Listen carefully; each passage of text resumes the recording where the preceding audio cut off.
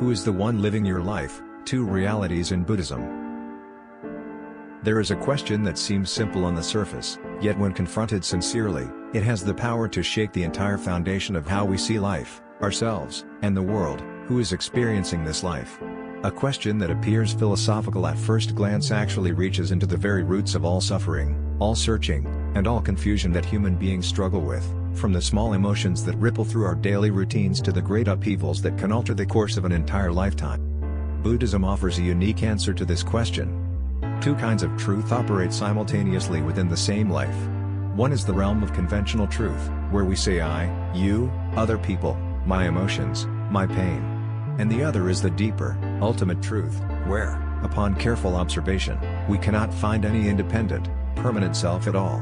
There are only processes, only the constant unfolding of body, mind, sensations, perceptions, and conditions.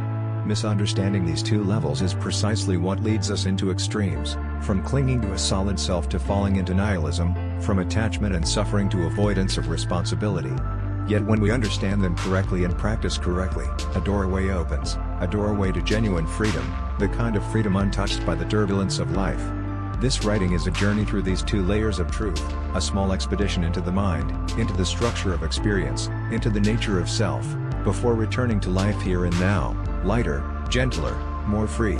You are reading these words. So who is reading? We tend to answer effortlessly, I am. I am reading. I am thinking.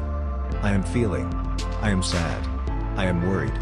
This way of speaking is correct, but only at one level. At a deeper level, the answer becomes more complex. If one truly looks into the experience of reading, there is no separate entity apart from the act of reading itself. Light reflects into the eyes, signals move through the brain, memory activates, meaning appears, emotion arises. Yet within that entire chain of reactions, you cannot point to any independent entity and say, this is me, the one who is reading. Buddhism calls these two ways of answering the two truths. Conventional truth, samyuttisaka, I am experiencing. Ultimate truth, paramatthasaka, only experience is happening, there is no separate person experiencing. These two truths do not contradict one another. They are two perspectives on the same phenomenon, like asking whether a rainbow is real. You can see it, yet you cannot bring it home. It is both real and not real, depending on how you ask. Imagine living without words like I, you, that person, object, emotion, work.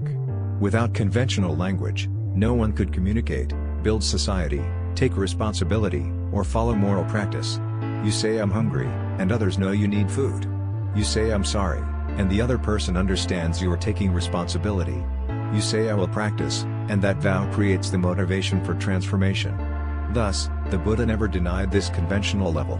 In the scriptures, he still said, you should keep the precepts. You should practice mindfulness. Whoever does good will receive good results. But he used such terms skillfully, as teaching tools, not as affirmations of a permanent self.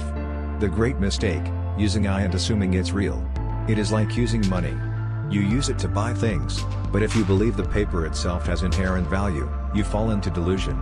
I is the same. Using it for communication, fine. Using it for practice, fine. But if you cling to it as something to protect, defend, elevate, or judge, suffering begins. That is when I becomes ego, what Buddhism calls asmimana, the conceit of I am. From this arise countless afflictions. I must be better than others. I must not fall behind. I was insulted. I was judged. I am unworthy. I must defend my dignity.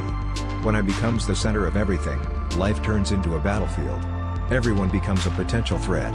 Every word touches the ego. Every event feels personal. This is the root of suffering. Now let us go deeper. If there is no separate self experiencing life, then what is happening?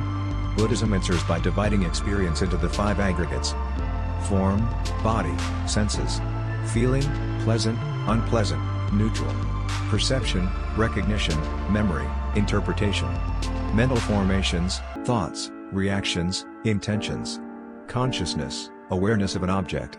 In every moment, these five aggregates operate continuously like a stream. There is no owner.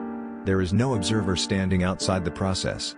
When you hear a bell ring, sound waves strike the ear, form. Pleasant or unpleasant sensation appears, feeling. You recognize that is a bell, perception. You think who is ringing? Mental formation. Awareness of sound arises, consciousness. The entire process is experience, but nowhere in that process is there a separate listener. There is only listening happening. There is no listener. Likewise, there is only seeing happening, thinking happening, feeling happening, breathing happening, sadness or worry happening. Everything unfolds due to conditions, dependent origination. Because nothing exists independently, no fixed entity can be called me. Much of our suffering comes from identification. I am in pain. I was insulted. I failed. I lost something. When we believe there is a solid I enduring all these events, everything becomes heavier, more personal, more painful. But when we see clearly, pain is just sensation. Thinking is just thinking. Emotions are just processes arising and fading.